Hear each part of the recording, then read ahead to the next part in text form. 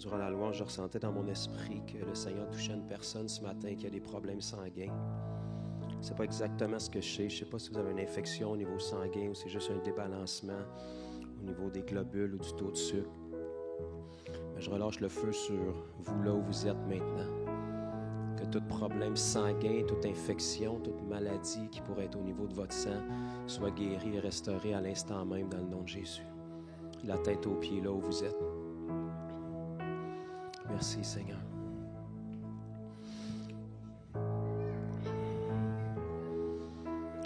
J'ai ressenti aussi qu'il y avait une autre personne. Il y a comme à l'aube de cette nouvelle année, il y a comme un cri qui monte en dedans de vous.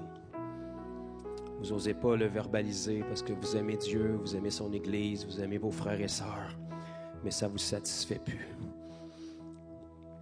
Vous n'êtes plus capable de la tradition chrétienne, vous n'êtes plus capable d'aller vous asseoir semaine après semaine, de faire des sourires, de chanter les mêmes chants. Il y a un cri en vous qui monte, qui dit, il faut que tu sois plus réel que ça, Seigneur. Il faut qu'il y ait plus que ça à la vie chrétienne. J'ai besoin d'expérimenter plus, j'ai besoin d'être touché plus que ça. Si les gens du monde peuvent vivre des expériences concrètes, même si ça les détruit, à combien plus forte raison, nous qui sommes tes enfants? Sache que si c'est toi ce matin, le Seigneur voit et entend. Et la première étape vers un changement de saison, c'est de savoir exactement ce qu'on ne désire plus.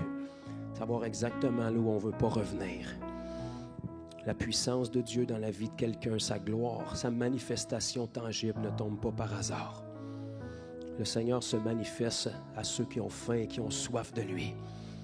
Jésus avait beaucoup de disciples, mais il y en avait 12 qui se démarquaient. Parmi les 12, il y en avait 3 qui étaient toujours plus près de lui. Et parmi les 3, il y en a un qui faisait son chemin. Seigneur te dit, fais ton chemin vers moi cette année. Aspire à plus. Fais ce que tu n'as jamais fait pour expérimenter ce que tu n'as jamais vécu. Et je vais être fidèle pour combler ta faim et ta soif. Ne retourne pas en arrière. Ne te satisfais plus de ce que tu as vécu. Mais aspire à plus. Et je vais te donner plus. Au nom de Jésus. Seigneur, c'est ma prière aussi pour chacun de nous.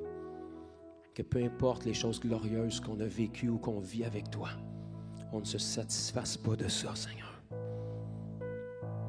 Chaque pas qu'on fait de l'avant, chaque expérience nouvelle qu'on a avec toi, c'est pour te glorifier et te connaître davantage. Et on a toujours besoin, Seigneur, de te connaître plus grandement. Jusqu'au jour où on va connaître comme on a été connu.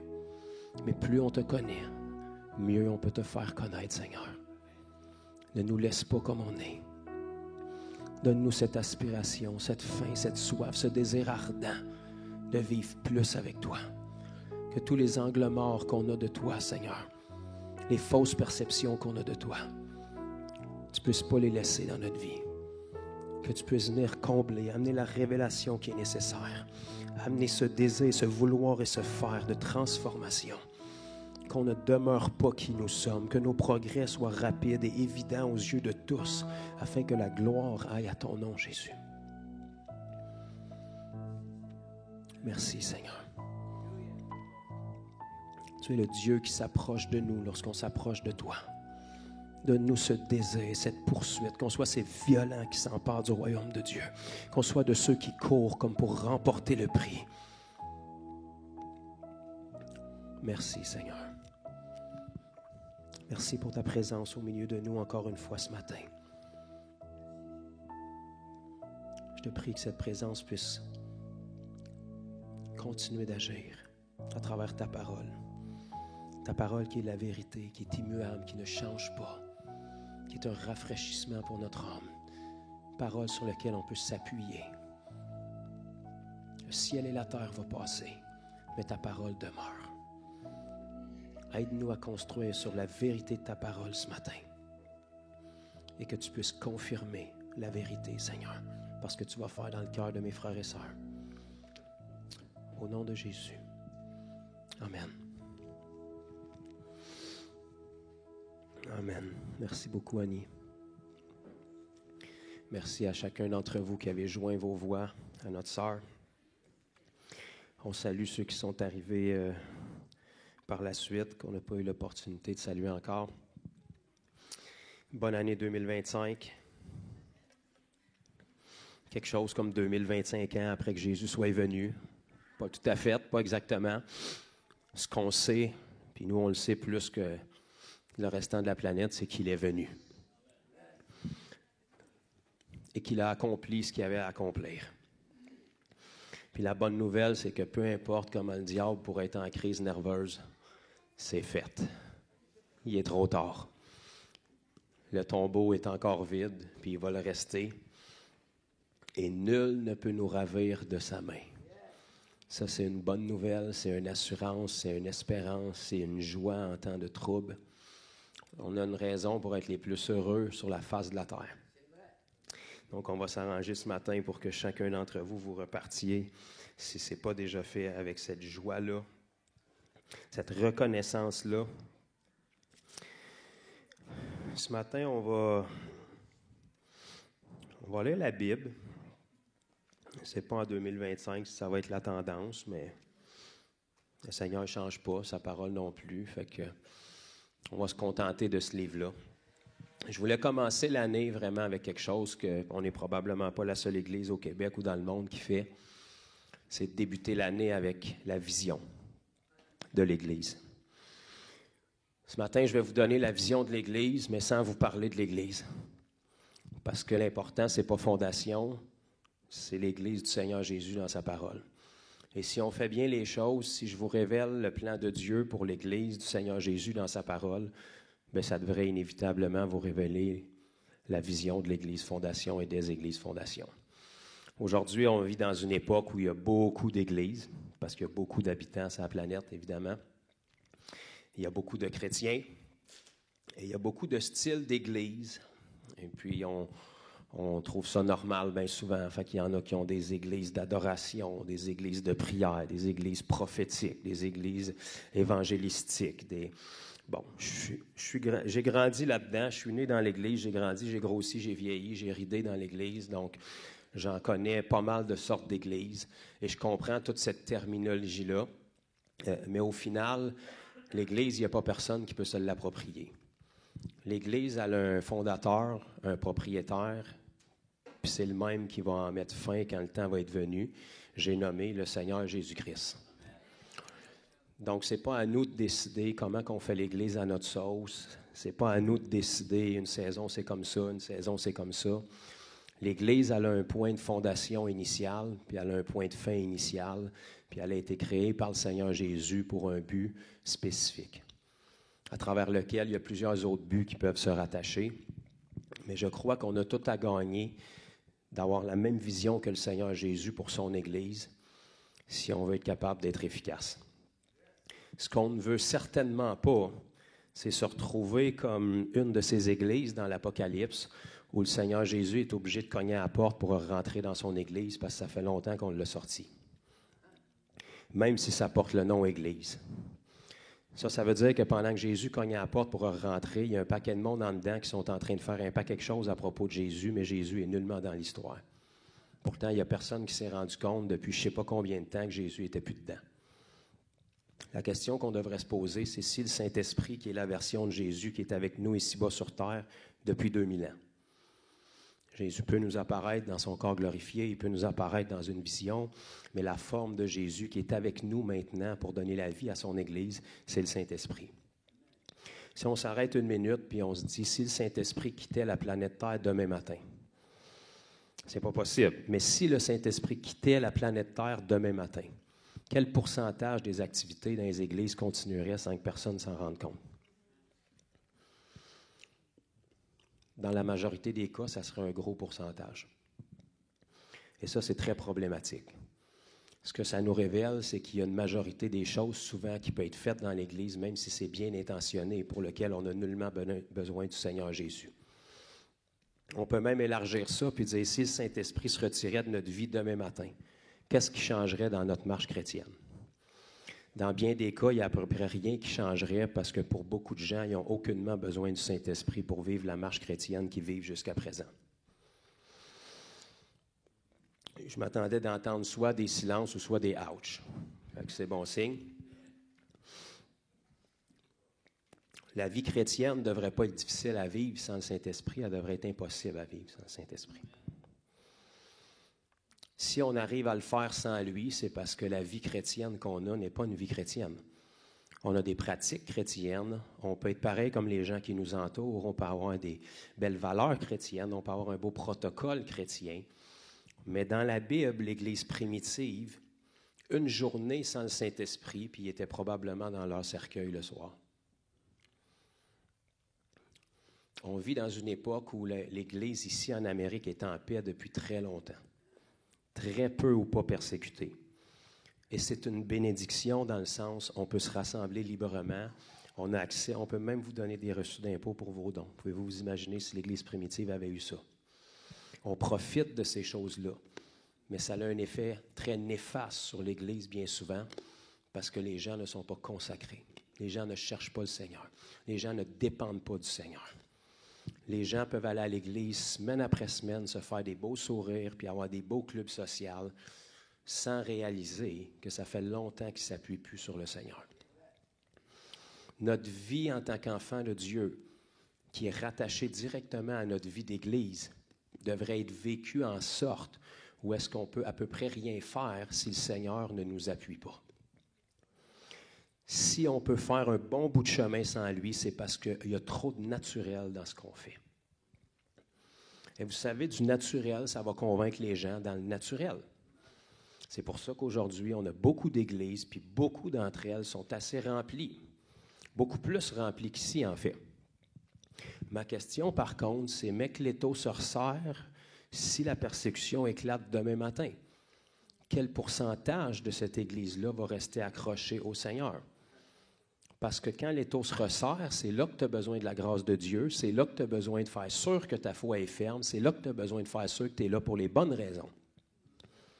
Parce que si ta vie est en danger pour aller à l'église, puis tu as de la misère à y aller quand il y a un pouce de neige, ça se peut que ça fasse un petit ménage dans l'église quand la persécution va arriver. Et on ne veut pas ça, mais ça a toujours été bon pour l'église. Il n'y a jamais une église du Nouveau Testament qui a grandi sans persécution. Pourquoi? Parce que le mot percer est caché dans le mot persécution. Parce que tu ne peux pas percer quelque chose si tu ne le persécutes pas. Alléluia! On va avoir une belle année! Donc, ce matin, ce qu'on veut, c'est vraiment aller voir qu'est-ce que Jésus avait en tête pour son Église. On va en reparler un peu plus de manière élargie la semaine prochaine, à moins que le Seigneur change les choses. Mais ce qu'on veut, c'est regarder la vision de son Église. Pourquoi est-ce qu'il a fait ça? Vous savez, dans l'Ancien Testament, il n'y en avait pas d'Église. Pourtant, il y avait des êtres humains pareils, puis il y avait un Dieu pareil. Pourquoi est-ce que dans le Nouveau Testament, il nous arrive avec ça? Pourquoi est-ce que ça apparaît dans Matthieu 16, puis on voit l'Église partout jusqu'à Apocalypse chapitre 3, puis à partir de là, on n'en entend plus parler? Une seule fois. Pourquoi est-ce que l'Église a une durée de vie? Pourquoi est-ce qu'elle est là? C'est quoi le but de l'Église? Puis est-ce qu'on remplit vraiment le but de l'Église de nos jours? Est-ce que tout ce qui s'appelle Église aujourd'hui est nécessairement une Église aux yeux de Dieu? Moi, je pense que c'est des bonnes questions à se poser en début d'année. Parce qu'admettons qu'on est dans le champ, ce qu'on ne veut pas, c'est se retrouver le 31 décembre 2025 encore dans le champ. Parce qu'il y a des meilleures places à être que dans le champ. Par exemple, dans la vérité. Donc, on veut vraiment être capable de se positionner, même si ça dérange, même si ça peut être différent, avec le modèle biblique de ce que Jésus avait en tête pour son Église. Parce que moi, de la religion chrétienne, ça fait 40 ans que j'en fais, ça fait longtemps que j'ai dépassé ce stade-là. Si ça vous complaît encore, c'est correct, c'est une question de temps, on va se mettre d'accord prochainement, mais moi, j'ai dépassé le stade de religion chrétienne depuis longtemps.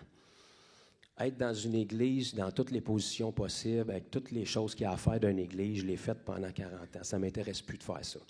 Si je suis à l'église, il faut que ça change quelque chose dans ma vie, sinon je vais aller faire d'autres choses. Parce que toutes les heures que je passe ici, que ce soit avec vous, avec qui que ce soit d'autre, c'est des heures où je pourrais sauver des âmes.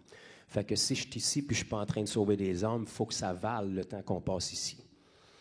Et puis le but de l'Église, c'est que le temps qu'on passe ensemble vale quelque chose pour qu'on soit plus efficace pour sauver les âmes. Mais si tout ce qu'on fait ne sauve pas des âmes, qu'est-ce qu'on fait et pourquoi qu'on le fait? Alléluia. Donc, on va regarder ensemble dans Matthieu 16 des paroles de Jésus. Matthieu 16 et le verset 18. Jésus, ce matin, on va parler de Jésus de Nazareth. C'est de celui-là qu'on va parler, Jésus le Christ. Vous savez, Christ, ce n'était pas son nom de famille. Ce n'était pas écrit sur la boîte à mal de Joseph puis Marie. Ici habitent Joseph et Marie-Christ. Là. Ça, c'était Christ voulait dire le Messie, ou l'envoyé, ou l'élu. Donc, Jésus le Christ de Nazareth, qui a accompli les centaines de prophéties qui avaient été données sur lui par les différents prophètes de l'Ancien Testament, dont certains 600-700 ans avant même sa naissance, et qui s'est rendu à la croix, qui a été meurtri, qui a versé son sang, qui est mort et qui est ressuscité et qui est toujours vivant et qui, selon la Bible, est assis à la droite du Père dans les lieux célestes. Donc ça nous amène à nous poser une question. S'il est assis là, c'est-tu parce qu'il est paresseux puis il n'y a plus rien à faire ou c'est parce que sa partie est faite? Donc, je vous laisse décider dans quel camp vous allez être. Moi, pour ma part, je vois dans la parole que s'il est assis, c'est parce qu'avant d'aller s'asseoir, il a pris la peine de donner ses dernières paroles comme « tout est accompli ». Donc, si tout est accompli de son côté, il peut aller s'asseoir parce que ça ne donne rien qui reste, il n'y a plus rien à faire. Maintenant, la Bible nous dit qu'il est assis à la droite du Père, attendant que Dieu fasse de ses ennemis son marchepied. Donc, s'il est en attente que Dieu fasse des ennemis son marchepied, puis que Jésus, qui est la tête, est assis à la droite du Père dans les lieux célestes, bien, si la tête est assise là, puis son corps, qui est l'Église, est sur terre, puis qui attend que Dieu fasse de ses ennemis son marchepied, d'après moi, ça se peut que dans le plan de Dieu, son désir, ça soit d'utiliser le corps pour faire des ennemis de Jésus, le marchepied de Jésus, jusqu'à ce que la tête revienne ici-bas sur terre, puis que tout soit réuni. Peut-être que je fabule. Mais je fabule en ligne avec la parole. Donc, on est dans une zone sécuritaire. La Bible nous dit que Jésus est retourné au ciel et le ciel doit le garder jusqu'au rétablissement de toutes choses. Ça veut dire que Dieu nous annonce d'avance qu'il va rétablir toutes choses. Ça veut dire que ça nous révèle qu'en ce moment, toutes choses ne sont pas rétablies. Fait que pour ceux qui s'inquiétaient pourquoi ça va mal dans le monde, c'est pas comme Dieu avait créé les choses au départ. Donc, si Dieu nous dit qu'il va garder Jésus au ciel jusqu'au rétablissement de toutes choses, ça veut dire qu'il y a eu une époque où les choses étaient établies. À un moment donné, il est arrivé de quoi qui a fait qu'ils sont plus établis. Et il va arriver quelque chose à un moment donné qui va faire que, mais que Jésus revienne, les choses vont être rétablies. Est-ce qu'on s'enligne sur la même façon de penser? Si tu établis quelque chose, tu l'instaures. Si tu rétablis quelque chose, c'est parce qu'il n'était plus établi, puis tu viens le rétablir. Donc, Jésus a dit à ses disciples quelque chose dans Matthieu 16, 18, qui était quand même troublant, comme tout ce que Jésus disait à ses disciples. Ses disciples ont réagi comme chaque fois que Jésus parlait, ils n'ont rien compris. Mais, à un moment donné, ils se sont dit, on va arrêter de poser des questions, parce qu'on a de l'air innocent. Fait que Jésus leur a dit quelque chose dans le verset 18, comme « Je bâtirai mon Église ». Et il n'y a personne là qui a levé la main pour dire « Excuse-moi, Jésus, quoi? Je bâtirai mon Église. » « Ah, oui, une Église. Qu'est-ce que c'est? » Jésus n'a pas dit « Je bâtirai mon temple, mon tabernacle, ma synagogue. » Il a dit « Je bâtirai mon Église. » Église, ça n'existait pas jusque-là. Mais il n'y a personne qui a eu le courage de dire « Man, dis donc, c'est quoi Église? C'est la dernière fois que j'ai fait ça, on a eu de l'air innocent. Non, on va faire comme si. » Et Jésus a dit ça à un endroit spécifique. Vous savez, Jésus a opéré son ministère autour de Jérusalem, de Nazareth, de ces endroits-là. Mais pour faire cette déclaration-là, il a fait une longue marche pour se rendre dans un endroit qui s'appelait Césarée de Maritime, dans une ville qui porte aujourd'hui le nom de Banias. Ceux qui sont forts en géographie et qui s'intéressent. Et ça, c'est quand même très loin de où est-ce que Jésus faisait son ministère habituellement. Puis dans ce temps-là, il ne se promenait pas avec des voitures comme nous aujourd'hui. Fait qu'il a fait beaucoup de marches pour se rendre spécifiquement à cet endroit-là, à Césarée de Maritime, dans la ville de Banias, pour faire cette déclaration-là devant ses disciples. Et ce qu'il y avait de particulier à Césarée de Maritime, dans la ville de Banias, c'est qu'il y avait un endroit qui existe encore aujourd'hui, qui s'appelle les portes de l'enfer, ou les portes du séjour des morts. Vous pouvez aller le visiter si vous allez en Israël aujourd'hui. Il y a comme une grotte avec un visage un peu comme une tête de squelette gravées dans cette montagne-là. Et cette montagne-là, ou cet emplacement-là, était connu comme les portes du séjour des morts.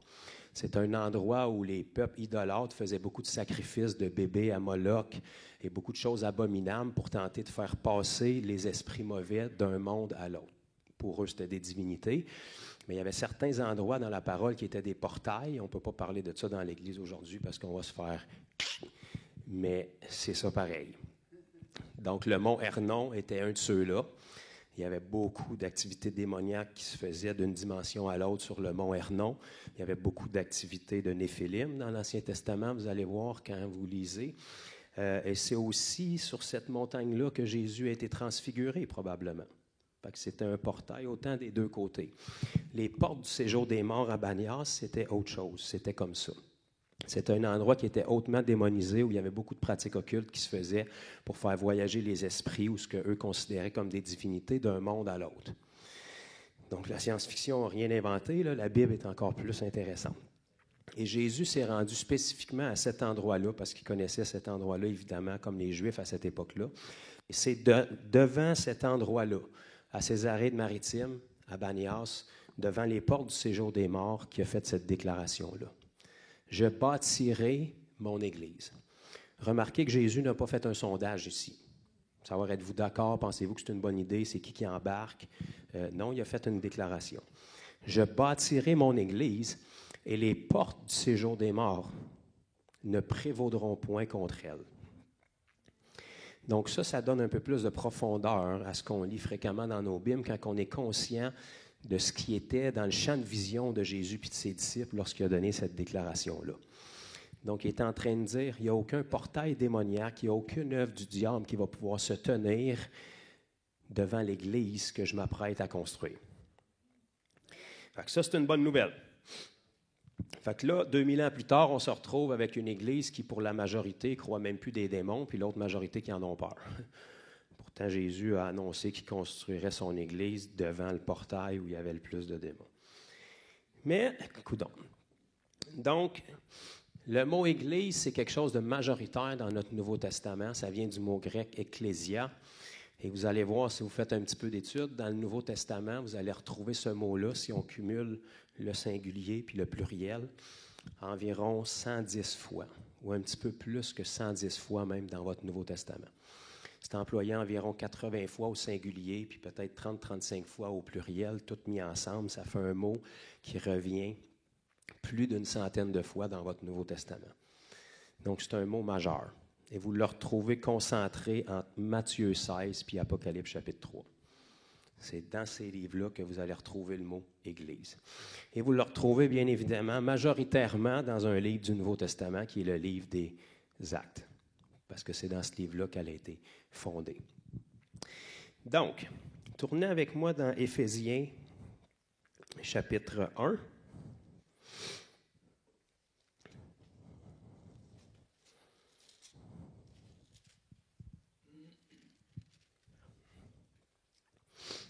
Éphésiens chapitre 1. On va lire ici Paul qui enseignait aux Éphésiens, qui était probablement une des églises les plus spirituelles de celles qu'on connaît dans notre Nouveau Testament. Il y a des belles révélations dans le livre d'Éphésiens. Et Paul leur enseignait ici, parlant de Dieu, « Il a tout mis sous ses pieds. » Donc Dieu a tout mis sous les pieds de Jésus. Il a tout mis sous ses pieds. Et il, faisant référence à Dieu, l'a donné pour chef suprême à l'Église, E majuscule. Donc ici, on parle de l'Église mondiale. Donc à cette époque-là, il y avait l'Église de Jérusalem qui avait été fondée. Il y avait quelques églises, dont Éphèse, qui avait été fondée. Aujourd'hui, on est 2000 ans après, il y a beaucoup plus d'églises qui sont fondées. Donc, il nous dit, il a tout mis sous ses pieds. Dieu a tout mis sous les pieds de Jésus et il, Dieu, a donné pour chef suprême à l'Église, qui est son corps, la plénitude de celui qui remplit tout en tous. Donc, Jésus est le chef suprême de l'Église, peu importe ta dénomination, peu importe dans quelle ville, dans quel village, que ce soit une église qui est faite dans ton garage, dans ton char, dans ta maison, dans une bâtisse. L'Église du Seigneur Jésus, avec un E majuscule, a comme chef suprême Christ. Donc, si elle a comme chef suprême Christ, c'est lui qui la dirige et c'est lui qui s'en sert pour accomplir un but. Amen. Je rajoute dessus, je lis-tu entre les lignes ou c'est ce qu'on lit ici? Maintenant, si vous tournez d'une page dans le chapitre 3 d'Éphésiens, on va lire des choses encore vraiment intéressantes. Je vous encourage à lire vraiment le contexte. Donc, commencez à Genèse puis allez jusqu'à l'Apocalypse. Vous allez vraiment avoir un bon contexte de ce que c'est. Dans Éphésiens chapitre 3, commençons au verset 8. C'est Paul, encore une fois, qui parle. Et Paul disait, « À moi qui suis le moindre de tous les saints, cette grâce a été accordée d'annoncer aux païens, ça veut dire des non-juifs, les richesses incompréhensibles de Christ, de mettre en lumière quelle est la dispensation du mystère caché de tous les temps en Dieu qui a créé toutes choses. » Donc, le but du message de Paul était de mettre en lumière une dispensation qui contenait un mystère caché de tous les temps. Il y a une seule personne pour qui il n'était pas caché, c'est Dieu. Les anges n'étaient pas au courant de ce mystère-là. Les démons n'étaient pas au courant de ce mystère-là. Le diable n'était pas au courant de ce mystère-là. Les anges déchus n'étaient pas au courant de ce mystère-là. Les prophètes de l'Ancien Testament n'étaient pas au courant de ce mystère-là. Je sais que vous voulez savoir c'est quoi, là. Verset 10, « Afin que les dominations et les autorités dans les lieux célestes connaissent aujourd'hui par quoi? Par l'Église. La sagesse infiniment variée de Dieu, selon le dessein éternel qu'il a mis à exécution par Jésus-Christ, notre Seigneur. » Wow, OK. Ça veut dire que le message de l'Évangile qui a été confié à l'apôtre Paul, qui est principalement le message de la grâce sur lequel on vit aujourd'hui, parce que sans les écrits de l'apôtre Paul, on a à peu près peu ou pas de compréhension du message de la grâce, parce que dans les Évangiles, Jésus devait accomplir la loi, donc il est venu annoncer le royaume. Le message de la grâce est arrivé par après, et principalement par l'apôtre Paul, parce qu'il était l'apôtre des non-juifs, puis pour la majorité d'entre nous, on n'est pas juifs. On n'est pas à Jérusalem, on n'est pas en Israël, puis on est 2000 ans plus tard dans l'histoire. Donc, Paul a eu la révélation du message de l'Évangile, qui est la bonne nouvelle, qui était pour nous révéler cette dispensation-là dans laquelle on est depuis 2000 ans, parce que la dispensation n'est pas éternelle. Il y a eu des dispensations dans l'Ancien Testament, à l'époque de l'innocence, l'époque de la loi. Nous, on est sous la dispensation de ce qu'on appelle la grâce depuis 2000 ans. On n'est pas sauvé par les œuvres ou par l'accomplissement de la loi. On est sauvé par la grâce seule de Jésus-Christ lorsqu'on place notre foi en ce qu'il a fait pour nous à la croix. Autrement dit, Jésus te dit, « Essaye pas, t'es pas bon. Tu es coupable, tu n'y arriveras pas. Fait que tu as besoin de ma grâce. On prend une vie en échange d'un autre. Je prends ta vie de péché qui mérite le feu de l'enfer, puis je te donne la mienne qui est parfaite, puis je prends sur moi le blâme. » Donc ça, c'est la dispensation de la grâce. Ça, c'était un mystère caché depuis toute éternité aux yeux de tous, sauf de Dieu. Dans l'Ancien Testament, les prophètes qui prophétisaient, ils voyaient à long terme, mais ils ne voyaient pas le creux de 2000 ans dans lequel on est, qui est la dispensation de la grâce, parce que c'est un mystère caché. Personne dans l'Ancien Testament a prophétisé l'Église de Christ. C'est pour ça que les prophéties dans l'Apocalypse, par exemple, quand l'ange s'est révélé à Daniel, il a donné 70 semaines fixées sur son peuple, sur l'étendue des temps. Si vous connaissez un petit peu l'Apocalypse, vous savez qu'il y a 69 semaines d'accompli depuis 2000 ans, puis là, il y a un gel depuis 2000 ans tant que l'Église est ici. Les prophètes ne voyaient pas ce creux prophétique-là qui était l'histoire de l'Église, parce que c'était un mystère caché. Dieu avait gardé une carte dans sa manche, il avait gardé quelque chose de spécial. Et la Bible nous dit ici que ce mystère caché-là, c'était pour que les dominations et les autorités dans les lieux célestes, autant ceux qui appartiennent à Dieu que ceux qui n'appartiennent plus à Dieu, parce que vous savez que dans les lieux célestes, il n'y a pas juste des choses qui appartiennent à Dieu, là. Tout ce qui a chuté avec le diable est encore dans les lieux célestes. En tout cas, je pensais que vous le saviez. Donc, les dominations et les autorités dans les lieux célestes, qu'ils connaissent aujourd'hui par l'Église la sagesse infiniment variée de Dieu. Donc, il n'y a rien de nouveau sous le soleil. Depuis la chute de nos premiers parents, Dieu a toujours eu ce cœur-là. Au fil du temps, il s'est trouvé un homme qui a manifesté de la foi, qui est devenu le père de la foi, qui était Abraham, à travers lequel il avait promis qu'un peuple sortirait de lui. Et par ce peuple-là, Dieu serait un Dieu d'alliance avec ce peuple-là, pas parce qu'il préfère ce peuple-là aux autres êtres humains de la terre, mais qu'à travers ce peuple-là, il leur donnerait des valeurs, il leur donnerait sa présence. Ça serait un peuple qui se démarquerait de toutes les autres nations du monde. Et à travers la manifestation de Dieu par le peuple juif, toutes les autres nations du monde devaient venir à la connaissance du seul Dieu véritable.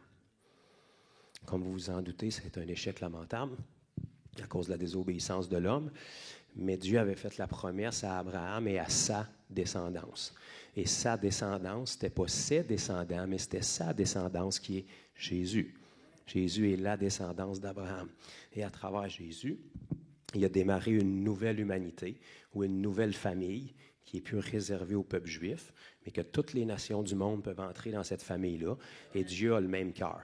À travers un peuple qui se distingue des gens du monde, Dieu, par sa bonté, sa fidélité, par la vie de ce peuple-là, toutes les autres nations du monde peuvent venir à la connaissance puis au désir de connaître le seul Dieu véritable parce qu'il voit agir dans la vie de ses enfants.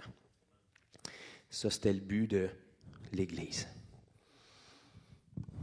On n'est pas là pour faire des clubs sociaux, on n'est pas là pour faire des photos, on n'est pas là pour faire des photobooths, on n'est pas là pour perdre notre temps.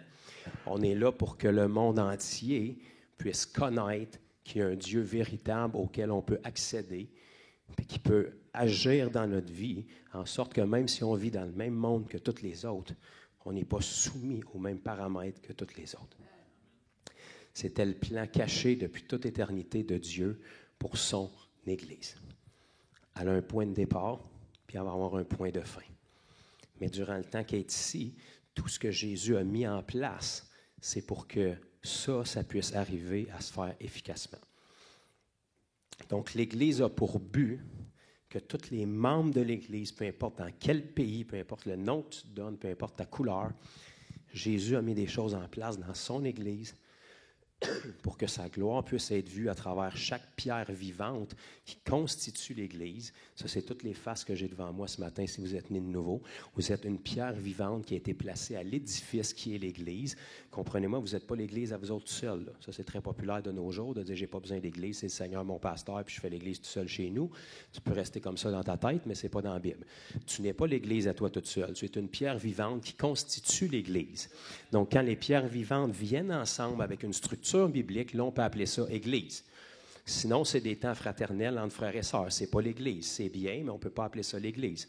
Donc, l'Église biblique, elle a un point de fondation, elle avait un but à remplir, puis elle a des outils que le Seigneur lui a donnés pour que ce but-là puisse être rempli efficacement, pour que quand le mandat va être rempli, l'Église puisse partir pour qu'il y ait une autre dispensation qui s'installe. D'accord? All right. Je prends une petite pastille. On va rouvrir en attendant dans Actes chapitre 9.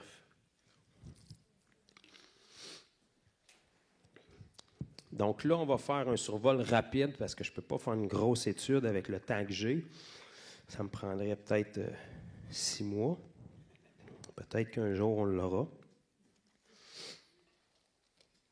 Mais on va regarder les points majeurs de ce que la Bible nous dit que l'Église devrait être.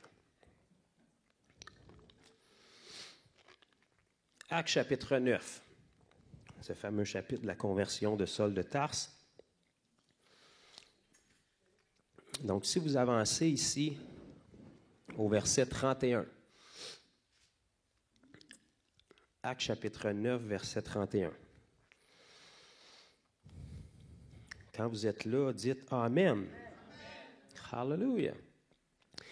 Acte 9, 31, ça nous dit ici, l'Église, E majuscule, ça veut dire peu importe combien de succursales qu'elle avait, toutes les églises du Seigneur Jésus, à cette époque-là, dans cette région-là, l'Église était en paix dans toute la Judée, la Galilée et la Samarie.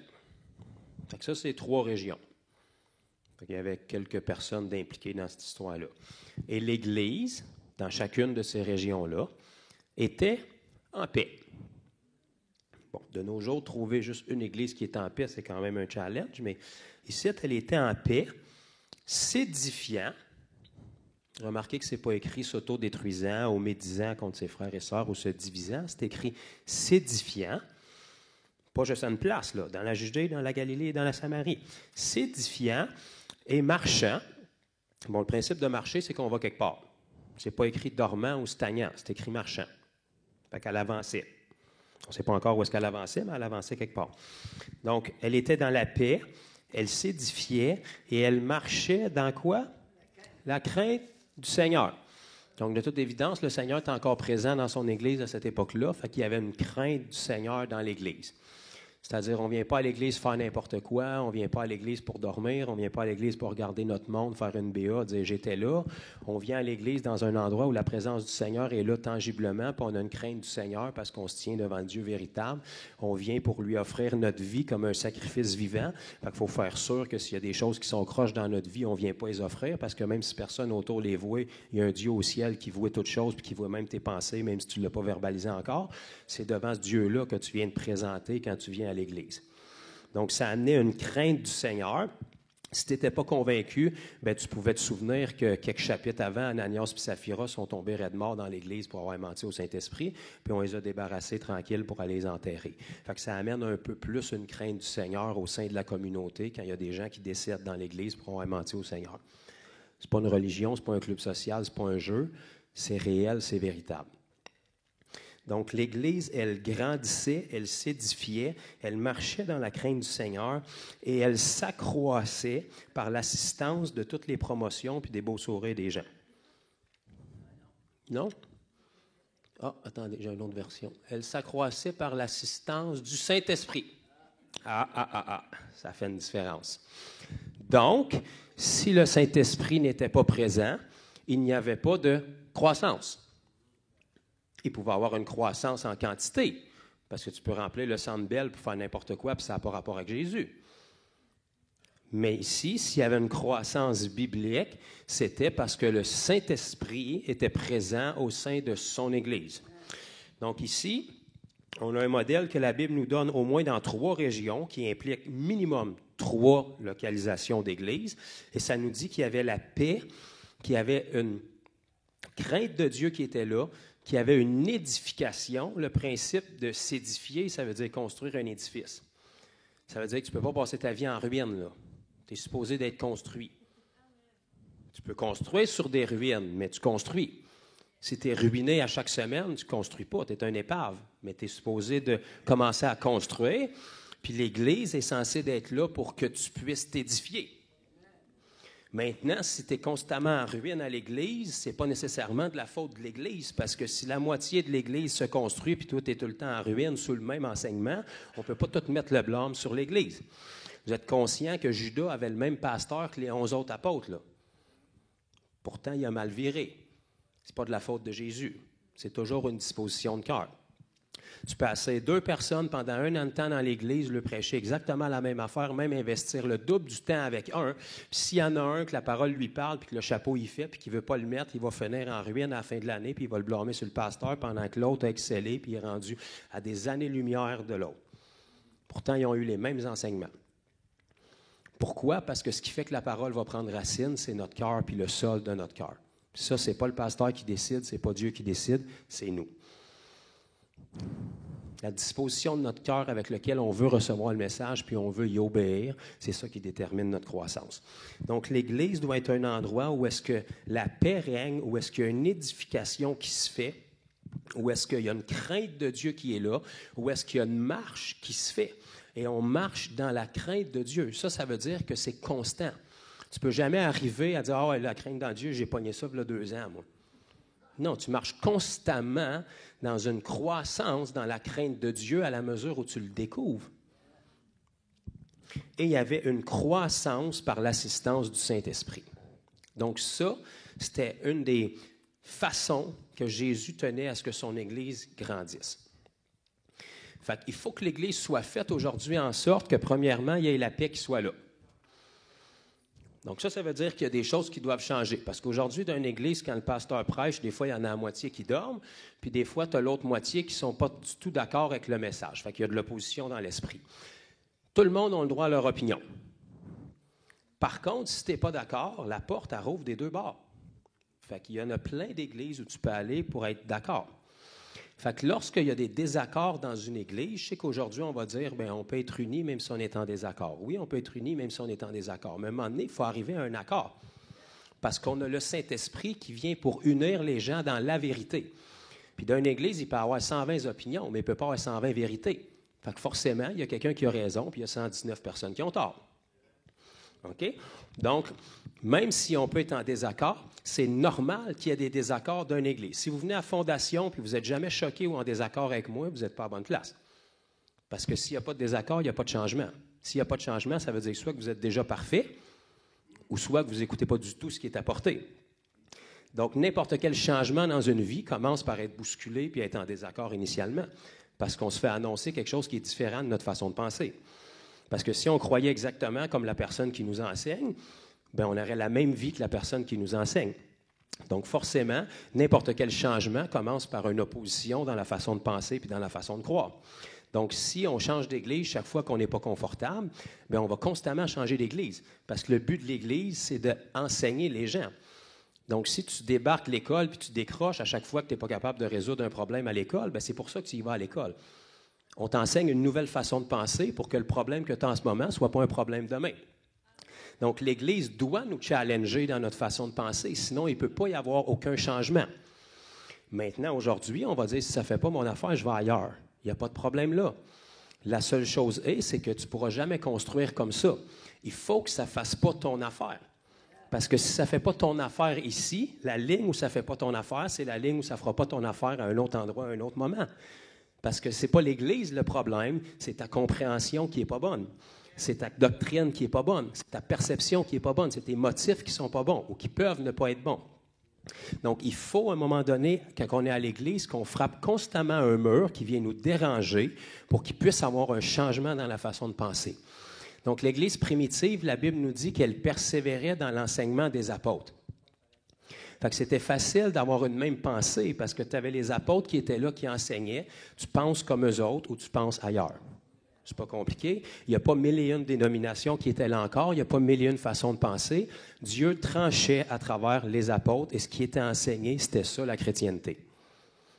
2000 ans plus tard, on se retrouve dans une génération où à peu près n'importe qui peut partir une église.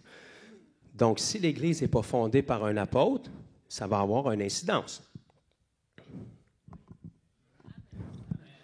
Donc, si l'Église est fondée par un pasteur, par exemple, ça peut être le meilleur pasteur de la planète, mais il n'est pas appelé à fonder une Église. Il est appelé à être berger sur une bergerie. Pourquoi l'Église biblique était fondée par un apôtre? Parce qu'il y avait un but derrière ça. Parce qu'au départ, les gens persistaient dans l'enseignement des apôtres. Fait qu'il leur apportait le plein conseil de Dieu pour qu'ils soient pleinement formés, pour que quand ils partent pour aller évangéliser une autre ville, ils peuvent établir d'autres ministères qui sont là, des pasteurs, des évangélistes, des docteurs, mais que le noyau de l'Église qui a été fondé ait été enseigné dans la plénitude de ce que le Seigneur a pour eux. Je referme cette parenthèse-là parce qu'on va en parler plus la semaine prochaine. Donc, ceci étant dit, si on veut être dans la paix, regardez avec moi dans 1 Pierre chapitre 3, 1 Pierre chapitre 3 et le verset 8. Donc ça, c'est très important que quand il y a un désaccord, soit qu'on met ça devant le Seigneur ou qu'on va voir la personne, en l'occurrence, ça va être moi. Ça ne me dérange pas que tu sois en désaccord avec moi, en fait, ça me fait plaisir. Viens me voir, viens me partager ton désaccord, puis on va regarder la Bible ensemble. Dans la majorité des temps, ça n'arrivera pas parce que les gens qui ont un désaccord, ils vont aller voir tout le monde, sauf le pasteur, parce qu'ils ne veulent pas confronter par les Écritures. Ils veulent trouver 3-4 amis qui vont se rallier à leur cause pour faire une division. Fait que quand on a un problème et qu'on n'est pas d'accord, on vient voir la personne qui a enseigné, puis on dit, regarde, j'ai été enseigné autrement ou je vois différemment. Est-ce qu'on peut s'asseoir ensemble puis regarder dans la parole ça? Pour que le désaccord se règle. Parce qu'il faut qu'on soit dans l'unité. Parce que si quelqu'un arrive à l'Église, puis sur 50 personnes, il y en a 20 qui pensent d'une manière, puis il y en a 25 qui pensent d'une autre manière, puis bien là, elle est où l'unité? Donc, on peut tous avoir des opinions, mais nos opinions doivent se convertir vers la vérité à un moment donné. Sinon, on ne pourra jamais être dans la paix. Donc, Pierre enseigne ici dans 1 Pierre, chapitre 3 et le verset 8. Es-tu encore dans ma Bible?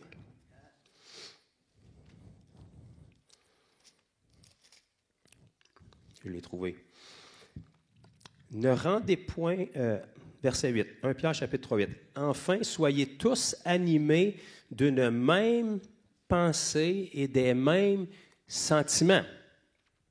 Donc ça prend le Saint-Esprit pour ça. Parce que dans deux têtes, il y a deux idées. Par contre, il y a juste une parole, puis il y a juste une vérité. Fait qu'un corps de Christ qui est capable de se tenir, puis une Église qui est capable d'être forte, c'est une Église où est-ce qu'on arrive toutes dans l'unité sur les points doctrinaux et sur les croyances de l'Église. Bien évidemment, ça ne se fait pas du jour au lendemain, mais il faut à un moment donné qu'il y ait une unité qui se fasse si on veut être capable d'aller de l'avant.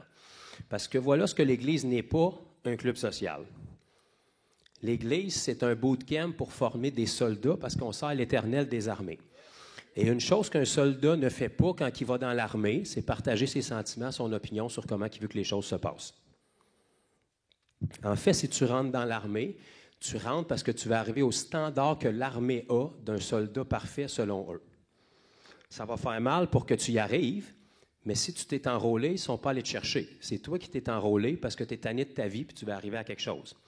Maintenant, quand tu rentres dans l'armée, ce n'est pas ta façon de faire, parce que ta façon de faire, elle ne marche clairement pas. C'est pour ça que tu ne faisais rien de ta vie jusque-là.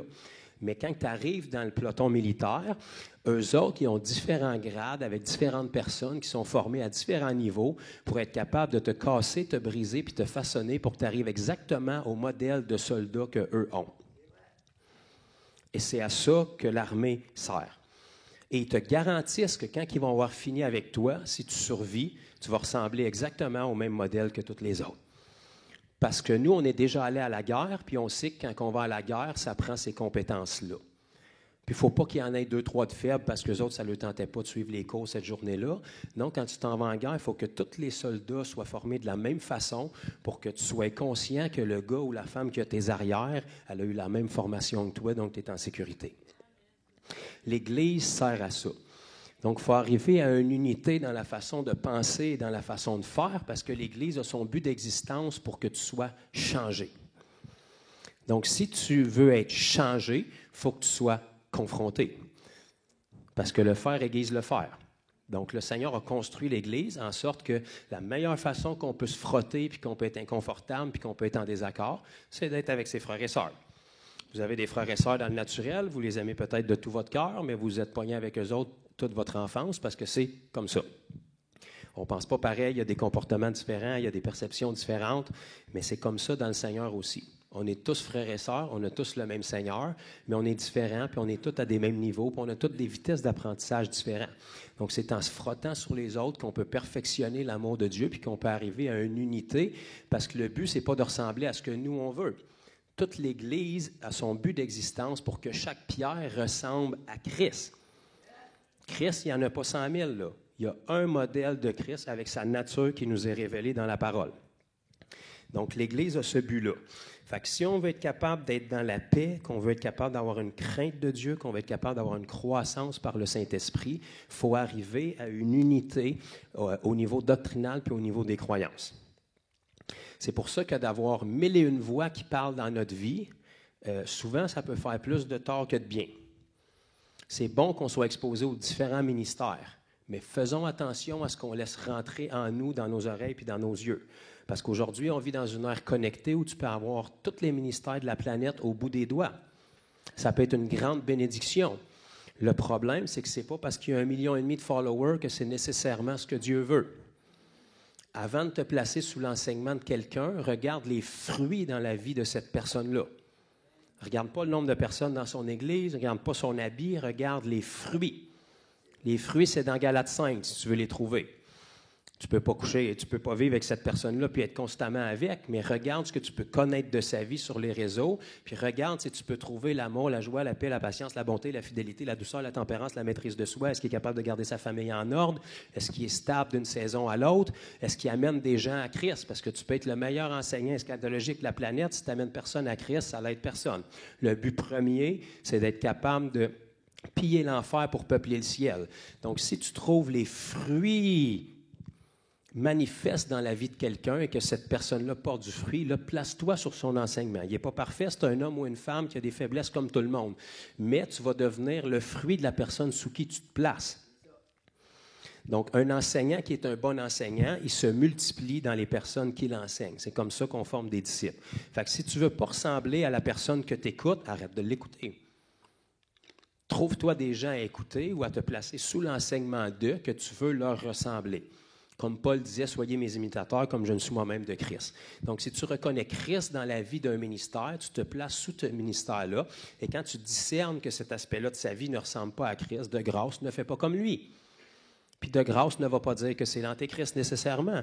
Prie pour lui ou pour elle si tu penses qu'il est dans l'erreur. Prends la portion qui te bénit et puis continue avec d'autres ministères qui vont combler la portion que tu ne peux pas avoir avec l'autre. Alléluia. OK. Tournez avec moi dans Actes chapitre 12. On vient dans le livre des Actes parce que c'est là qu'on entend beaucoup parler de l'Église. Dans Actes chapitre 12, on va voir un autre point que l'Église avait ou semblait avoir à cette époque-là. Donc là, on voit que l'Église biblique, elle avait pour but, elle avait comme vision d'avoir une unité, d'avoir la paix qui est présente parmi les frères et sœurs, d'avoir une crainte de Dieu, puis d'avoir une croissance qui est faite par le Saint-Esprit. On va pouvoir définir un peu plus prochainement ce que c'est. Elle avait un autre point, semblerait-il, ici. Dans Actes chapitre 12, à partir du verset 5, on va lire « Pierre, donc, était gardé dans la prison. » Ça arrivait là, à cette époque-là. Pierre, donc, était gardé dans la prison et l'Église ne cessait d'adresser pour lui des prières à Dieu. Donc, on peut voir que l'Église biblique, c'est une Église qui priait. Pas juste je l'ai faite, j'étais là. Il ne cessait d'adresser des prières à Dieu pour Pierre. Donc, aujourd'hui, si ça arrivait, bien, l'assistant pasteur déciderait probablement d'en profiter pour clencher le pasteur qui est en prison plutôt que de prier pour lui. Dans l'Église biblique, il priait sans cesse pour celui qui était emprisonné. Aujourd'hui, si ça arrivait, il y a du monde qui sortirait ses réseaux et dirait « Regarde, on ne connaît pas toutes choses, Dieu connaît toutes choses. Peut-être qu'il y avait des choses cachées dans sa vie, c'est pour ça qu'il est emprisonné. Peut-être que Dieu juge. Dieu commence par faire du ménage dans sa propre maison, tu sais, des fois. Si c'était toi qui étais en prison, c'est-tu de ça que tu aurais besoin? Ou si tu aurais besoin que quelqu'un prie pour toi? Même s'il était dans le champ puis il serait en prison pour une erreur. Le Seigneur a eu de la grâce pour toi, mais toi, tu ne peux pas en avoir pour les autres? Même s'il fabulait dans une fausse doctrine. Tu es appelé à aimer ton ennemi, traite-le comme ton ennemi, puis aime-le, puis prie pour lui, au Père. Pierre, donc, était gardé dans la prison et l'Église ne cessait d'adresser pour lui des prières. Pourquoi? Parce qu'on ne regardait pas à notre propre nombril, on regardait à l'avancement d'un royaume. Donc, si quelqu'un qui est à la tête de former les gens dans l'Église pour que le royaume de Dieu avance est emprisonné, tout le corps va en écoper. Si tout le corps écope, le royaume de Dieu va en écoper, parce que si le corps écope puis le corps est malade, la parole de Dieu n'avancera pas. Puis il y a des âmes à sauver, fait que pendant que la parole de Dieu n'avance pas par l'Église, les âmes périssent. Donc, ça va de soi qu'il faut prier pour qu'il y ait une libération qui se fasse le plus vite possible, pour qu'un des apôtres que Dieu avait établi à la tête de l'Église puisse revenir en place, puisse continuer à enseigner le peuple, puisse continuer à prêcher pour que le royaume de Dieu continue de grandir. Ce n'est pas une question de « je vois une opportunité pour être capable de monter plus haut dans l'Église », quand même que tu monterais, ça va te donner quoi? On est là pour construire un royaume. Les églises sont des outils pour la construction et l'avancement de ce royaume-là. Donc, l'Église biblique est une Église qui priait. Premièrement, si tu pries, soit que tu n'as rien à faire de ta vie ou que tu t'attends à un exaucement, ou que tu as un but à atteindre. Fait que si tu pries, c'est une démonstration de ta foi. Donc ça, c'est quelque chose qu'on va pouvoir enseigner plus tard cette année aussi. Encore faut-il savoir c'est quoi de la prière biblique, pourquoi prier, puis comment prier. Parce qu'aujourd'hui, on se demande pourquoi on n'a pas d'exaucement, parce qu'on prie pour une majorité de choses que la Bible ne te demande pas du tout de prier. Puis les choses pour lesquelles Dieu te demande de prier, tu essaies de les faire par toi-même plutôt que de les prier. Puis on se demande pourquoi on n'a pas d'exaucement. Jacques va dire, vous ne recevez pas parce que vous ne demandez pas. Numéro 1. Numéro 2, vous n'obtenez pas ce que vous demandez parce que vous demandez mal, dans le but de satisfaire vos propres besoins. C'est quand la dernière fois qu'on a examiné nos prières et que les prières qu'on a faites n'étaient pas pour notre intérêt, mais étaient pour l'avancement de ce que Dieu veut. C'est quand la dernière fois en prière qu'on a pris le temps de demander à Dieu, qu'est-ce que toi tu veux? Et à la fin de ma prière, si tu exauces, ça va bénéficier à qui et pourquoi? Parce que ça réoriente un peu la façon dont nos prières sont faites. Remarquez que Paul, à travers toutes ses difficultés, c'est très rare qu'on le voit se plaindre puis demander de la prière aux églises, à part pour un autre but que prier que j'ai l'audace d'annoncer la parole quand j'ouvre la bouche pour que les gens se convertissent. Pas un intérêt personnel, mais l'avancement du royaume de Dieu. Ça, c'est des prières auxquelles le Seigneur est réactif. Donc, l'Église biblique, avec une vision biblique, c'est une Église qui est capable d'être dans l'unité puis dans la paix. Ça ne se fait pas du jour au lendemain, il faut y arriver. Ce qui est important, c'est que quand on est confronté, on devrait se réjouir. Ça veut dire qu'on est arrivé à un point où il y a une différente façon de penser entre le leadership de l'Église puis où est-ce qu'on est. Fait que soit que le leadership est dans le champ ou que c'est nous qui est dans le champ. Maintenant, on regarde dans la parole qu'est-ce que la parole dit. Donc, si tu ne peux pas backer ta doctrine, même si papa te l'a enseigné, puis tes 12 pasteurs avant te l'ont enseigné, c'est la parole qui compte. Donc, il faut qu'il y ait quelqu'un qui change dans sa façon de penser pour qu'on arrive dans l'unité de la foi. Alléluia.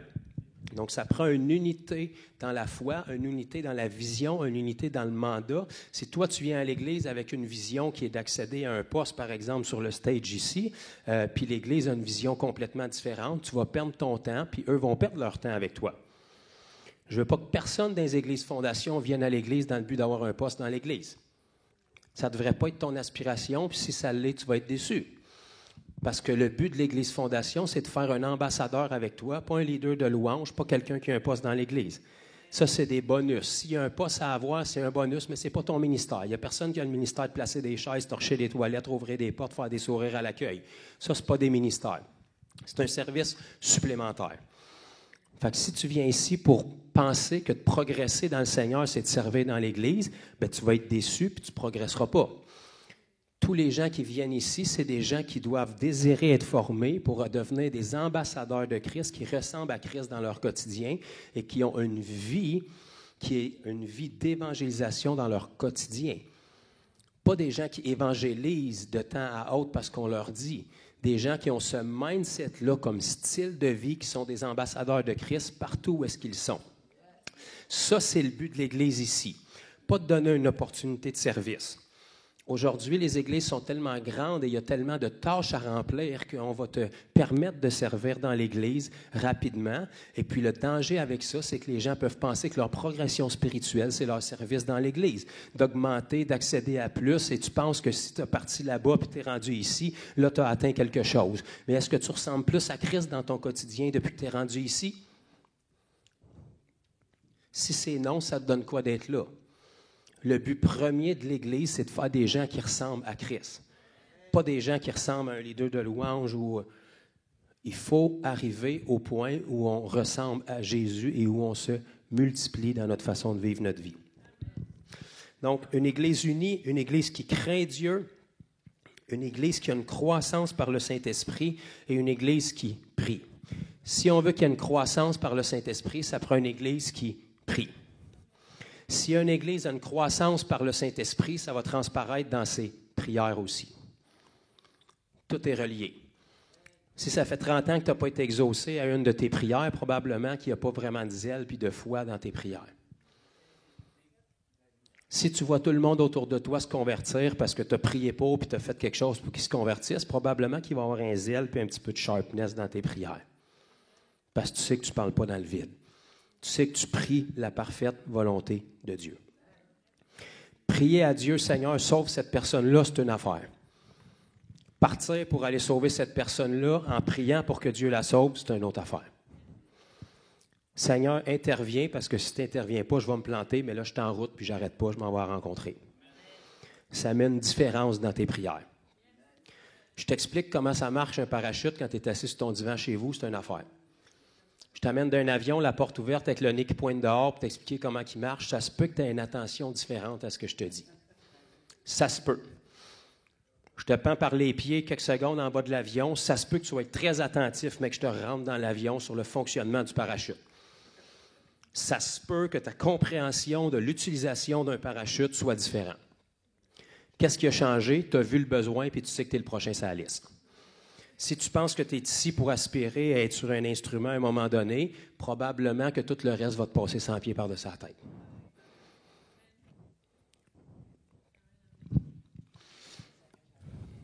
Actes chapitre 13. On tourne juste d'une page. Je vais le lire quand même, mais on va le définir plus la semaine prochaine. On va lire ici dans Actes chapitre 13 quelque chose d'autre qui était une particularité de l'Église. Actes chapitre 13, verset 1. Il y avait dans l'Église d'Antioche des prophètes et des docteurs.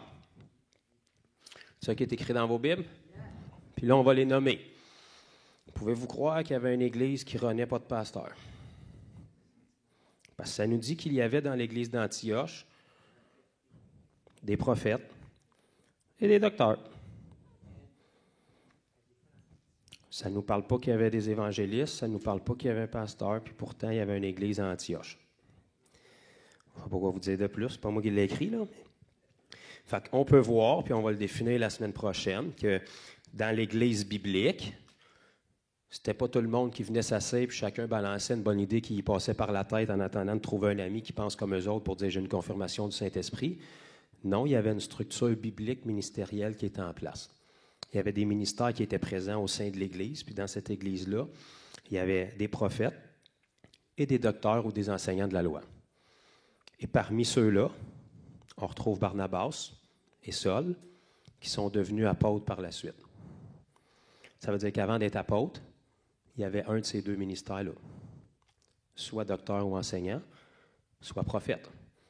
Et quand on regarde à la vie de l'apôtre Paul, on comprend assez clairement qu'il était enseignant, puis quand on regarde à la vie de Barnabas, on comprend assez aisément qu'il était prophète. Mais à travers leur premier ministère, ils sont devenus en cours de route mandatés pour l'apostolat puis être envoyés. Apôtre veut dire envoyé et martyr. Donc, on peut voir que dans l'Église biblique, il y avait cette structure-là qu'on va définir davantage la semaine prochaine. Une page plus loin, dans Actes chapitre 14, et le verset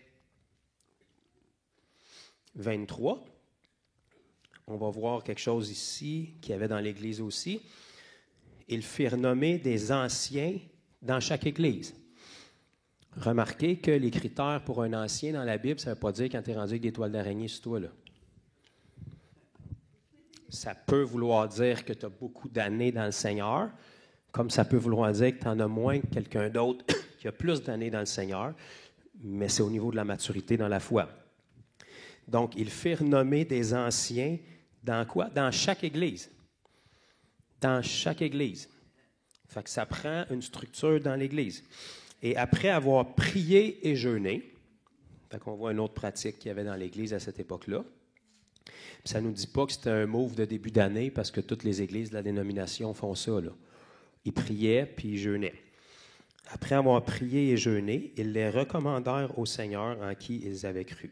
Donc ça, on va définir ça plus la semaine prochaine, mais on voit que l'Église biblique était une Église qui avait des surveillants et des ministères d'établis. Autant des ministères que des anciens, puis il y avait d'autres choses qui étaient établies aussi. Donc on récapitule encore une fois, la vision de l'Église selon Jésus, c'est une Église qui a une unité dans la vision et dans les doctrines. C'est une Église qui a une crainte de Dieu, c'est une Église qui s'édifie. Donc, si tu es à la même place que tu étais le mois passé ou tu es pire, il y a quelque chose qui cloche. Soit que tu n'es pas dans un bon endroit, puis si les 6 derniers endroits que tu as faits, tu es pire que tu étais, c'est peut-être pas les endroits le problème, c'est peut-être la disposition de ton cœur et ton appétit de vouloir grandir et progresser, ou ta mise en pratique de ce que tu reçois. Parce que vous savez que quelqu'un peut être en avant avec le micro le plus loin du monde, puis à prêcher sur vous avec la sueur qui coule, puis les veines dans le cou sorties d'un pouce. Si tu ne désires pas obéir aux révélations que tu reçois, une révélation sans obéissance, ça fait de la religion.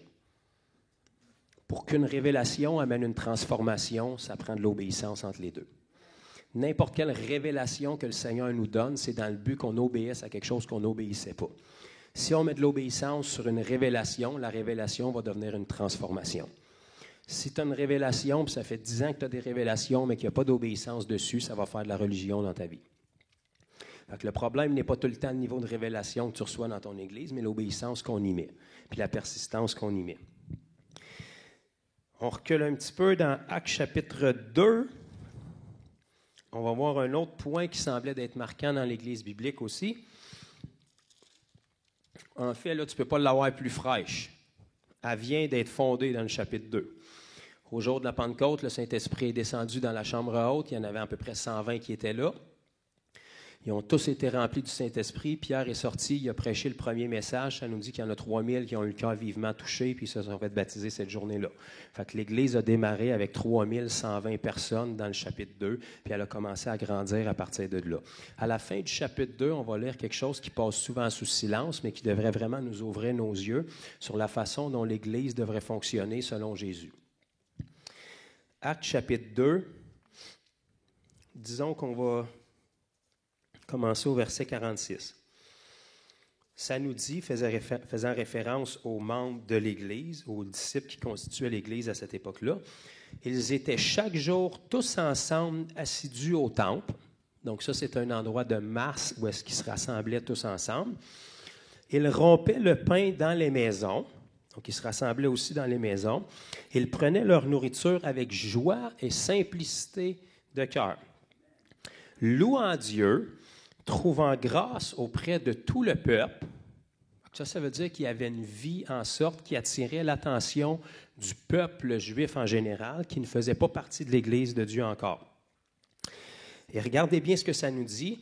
Et le Seigneur ajoutait chaque jour à l'Église ceux qui étaient sauvés. Donc, le Seigneur ajoutait à l'Église, E majuscule, une Église de 3120 membres qui venait d'être fondée, le Seigneur y ajoutait à l'Église ceux qui étaient sauvés. Remarquez ce qui n'est pas écrit. Le Seigneur ajoutait chaque jour des gens à l'Église pour qu'ils soient sauvés. Merci, papa. Remarquez ce qui n'est pas écrit. Le Seigneur ajoutait chaque jour des gens à l'Église pour qu'ils soient sauvés. Ça nous dit que le Seigneur ajoutait chaque jour à l'Église ceux qui étaient sauvés. Donc, de toute évidence, ils n'avaient pas été sauvés à l'Église. Si Dieu les ajoutait à l'Église parce qu'ils étaient sauvés, ils avaient été sauvés en dehors de l'Église.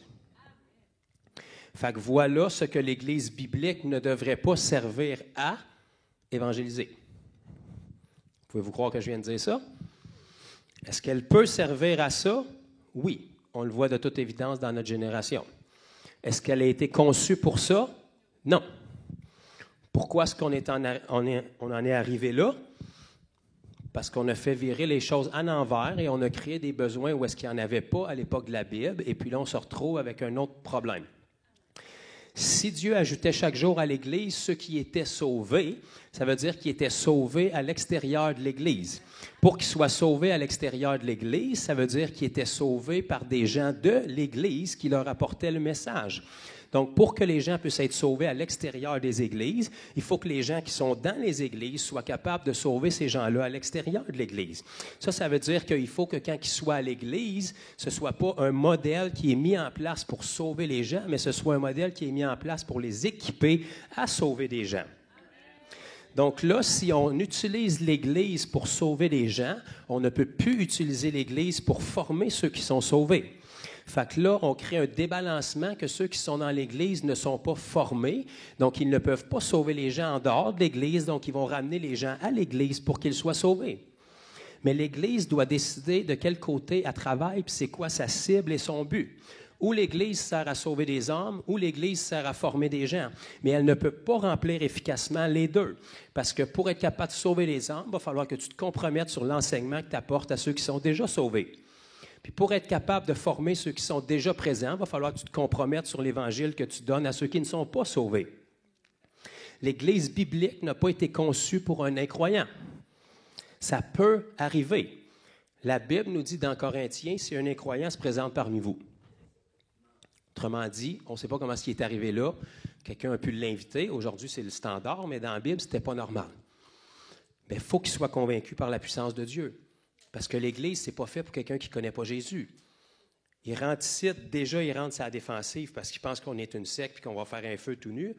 En partant, il y a des appréhensions. Après ça, il va entendre du monde parler en langue. Il va entendre du monde qui croit dans les miracles. En partant, tout de suite, on est barré. S'il entend un speech de 1 minute sur l'offrande, bien, en partant, il pense déjà que le monde veut voler son argent. S'il voit quelqu'un de charnel dans l'Église qui se jette à terre et qui fait une manifestation qui n'est pas du Seigneur, il va dire c'est des fous. Bien oui, on est d'accord que c'est fou que la personne fait, mais ce n'est pas un endroit pour quelqu'un qui ne connaît pas Christ. Ça peut arriver. Et si ça arrive, c'est pour ça que la Bible dit qu'il soit convaincu par une parole prophétique ou une manifestation de puissance pour ne pas que la personne reste inconvertie dans une église pendant un grand laps de temps. Parce que le but, c'est qu'elle soit sauvée. Donc, si quelqu'un est confortable semaine après semaine dans une église sans être né de nouveau, il y a quelque chose à un moment donné qui cloche. Il faut qu'il y ait une conviction qui se fasse ou la personne va passer à autre chose. Parce qu'être dans une église, si tu n'es pas né de nouveau, c'est une BA et une pratique religieuse. Il y a d'autres choses de plus excitantes à faire de notre vie, probablement. Par contre, quand tu es né de nouveau, ça prend tout son sens. Donc, l'Église biblique, selon ce qu'on voit ici, c'était une Église qui avait une structure en sorte que les gens qui constituaient l'Église étaient capables de prêcher Jésus en dehors des murs de l'Église. Pour que quand les gens qui sont sauvés par leur vie se joignent à l'Église, ils sont déjà sauvés. Pourquoi ils se joignent à l'Église? Pour venir apprendre à leur tour à sauver des âmes. Donc, l'Église doit servir à perfectionner ces gens-là. Ça, on va le voir, c'est assez clair dans Éphésiens 4. On va toucher à ça la semaine prochaine. Vous savez, quand Jésus est ressuscité dans Matthieu 28, puis qu'il a donné ses dernières paroles aux disciples, dans Marc 16 aussi, c'est le même événement qui nous est répertorié dans 2 évangiles, il a dit « Allez, faites de toutes les nations des disciples ». Ça, il a dit ça à ses apôtres. En les baptisant au nom du Père, du Fils et du Saint-Esprit. Une fois que ça c'est fait, et enseignez-leur à honorer tout ce que je vous ai prescrit. Le mot enseigner ici dans le grec, ça veut littéralement dire discipola. Faites du discipola avec tous ces baptisés-là pour qu'ils puissent connaître tout ce que je vous ai enseigné. Et ce que Jésus leur a majoritairement enseigné, c'est comment vivre leur vie ici-bas puis prêcher le royaume de Dieu. Donc, l'Église a pour but qu'une fois que les gens sont baptisés, ils apprennent, eux, à leur tour, tout ce que Jésus a enseigné pour être aptes à le faire. Donc, là où une Église va faillir, selon ce que moi je vois dans la Bible, c'est quand quelqu'un est obligé d'amener un ami intéressé à l'Église et n'est pas équipé pour faire le travail avec. Si tu es obligé de dire « Viens, mon pasteur va prier pour toi », j'honore ton cœur, mais il y a un problème parce que tu es censé être capable de prier pour lui. Viens, les anciens vont te guérir. J'honore ton cœur, mais il y a un problème, tu es censé être capable de le guérir toi-même. Viens, on va chasser ton démon à l'Église. Certainement, on peut faire ça, mais tu es censé être capable de le chasser toi-même. Viens, mon pasteur va faire un appel au salut. Mais vous le savez que j'en fais à peu près pas, mais tu es censé être capable de t'asseoir avec puis d'y donner toi-même le message de l'Évangile. L'Église rentre en ligne de compte une fois que tu as tout fait ça avec les gens. Tu as trouvé un ami ou un ennemi qui veut entendre parler de Jésus, tu l'as guéri de ses maladies, il a vécu un miracle, tu as chassé ses amis invisibles s'il y en a, tu lui as donné l'Évangile, il a accepté l'Évangile. De toute évidence, dans ton message, il savait que pour répondre positivement à l'Évangile, il fallait qu'il soit baptisé. Il a été baptisé, tu ne savais pas comment, on le sait, parce que personne ne sait comment faire quelque chose avant de le faire. Fait que tu as pris quelqu'un de l'équipe, tu lui as dit « J'ai quelqu'un qui est intéressé d'être baptisé, pouvez-vous m'aider? » C'est à ça que l'équipe sert ici. L'équipe va avec toi, elle te montre comment faire. Cette personne-là est baptisée. On prie pour qu'elle soit baptisée du Saint-Esprit aussi. Donc, quand elle arrive à l'Église, elle a déjà tout vécu ça.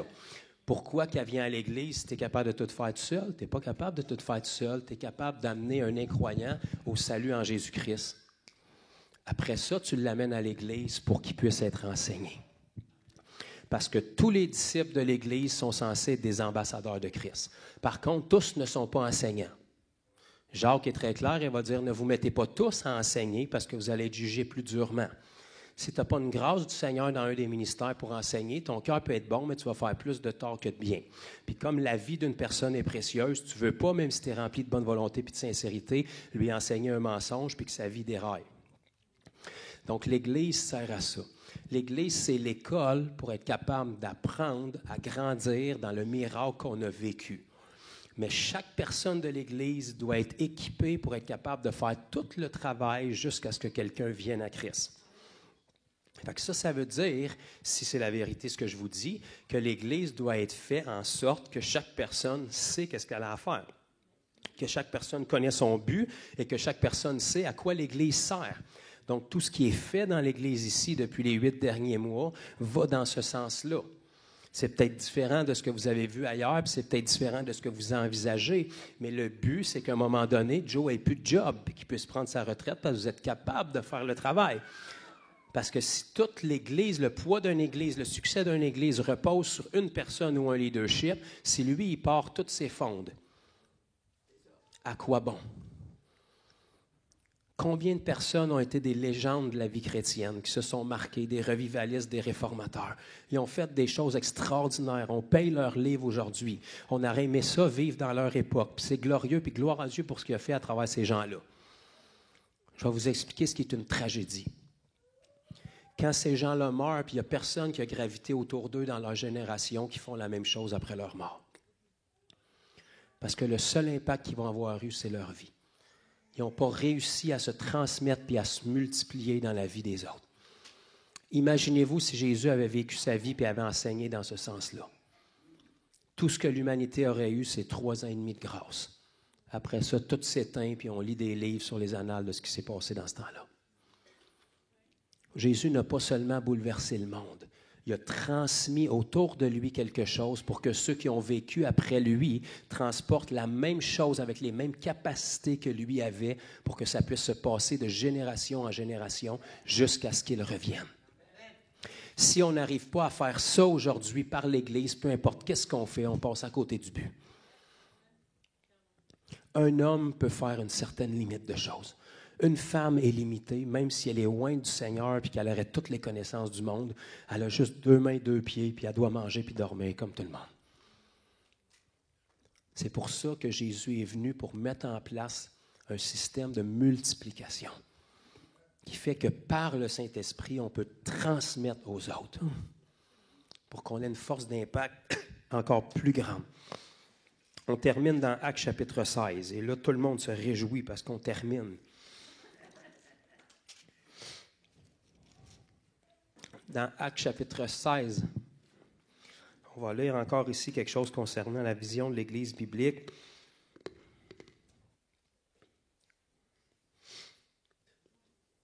Commençons au verset 3. Quand vous êtes là, dites « Amen ». Merci, papa. S'il y a quelqu'un d'autre qui est là, dites « Amen ». C'est bon. Donc, on va voir ici, à partir du verset 3, Paul qui a eu sa rencontre avec celui qui est devenu un peu son fils dans la foi, Timothée.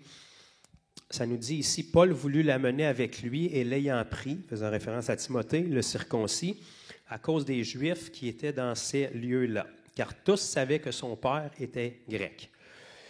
En passant par les villes, il recommandait aux frères d'observer les décisions des apôtres.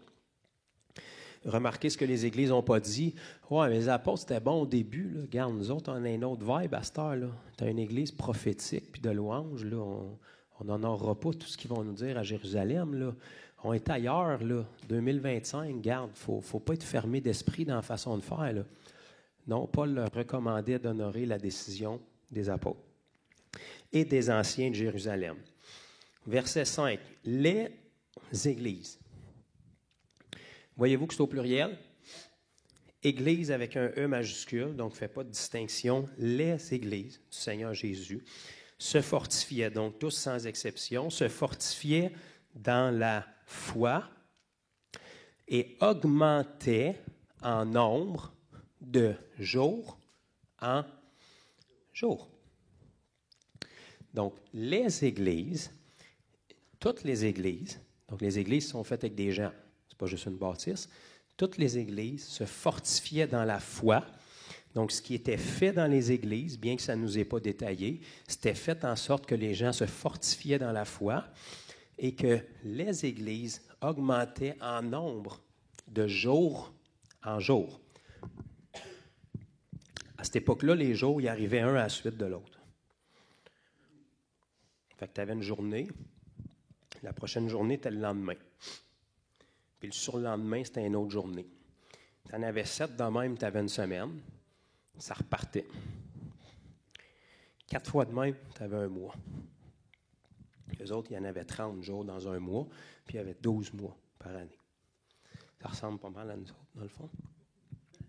Donc, de jour en jour. Le dimanche, le lundi, le mardi, le mercredi, le jeudi, le vendredi, puis le samedi, puis on commence le dimanche.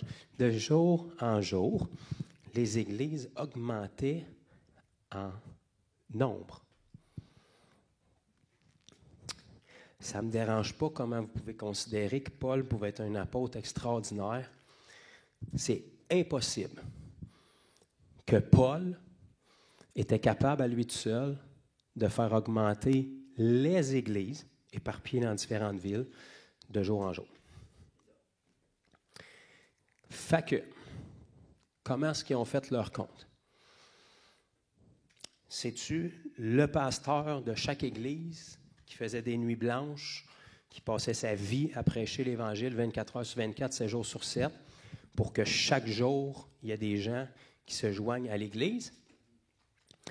Ou si chaque personne qui était dans l'Église témoignait de sa foi partout où elle était, en sorte qu'à un moment donné, si tu as 40 personnes d'une église, puis tu as 7 jours dans une semaine, ça veut dire qu'à chaque jour, il y a minimum 40 personnes qui sont touchées par l'Évangile. Ça, c'est en prenant pour acquis que chaque personne dans l'église évangélise une seule personne dans sa journée.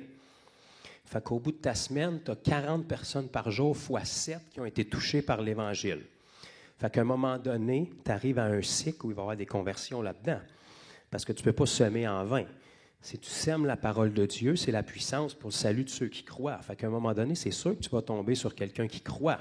Puis là, si tu parles d'une église de 60, de 80, de 100 personnes, puis que tout le monde a ce style de vie-là, à un moment donné, quand la roue est enclenchée, le monde nous tombe du ciel de partout. Pourquoi? Parce qu'ils ont été touchés par les gens de l'église qui ont tout leur propre cercle d'influence que les autres ne peuvent pas avoir. Ben, en tout cas, ce n'est pas moi qui l'ai écrit. C'est la Bible. Donc, le but de l'Église doit être d'amener chaque personne dans l'Église, chaque semaine, à impacter des gens par sa vie.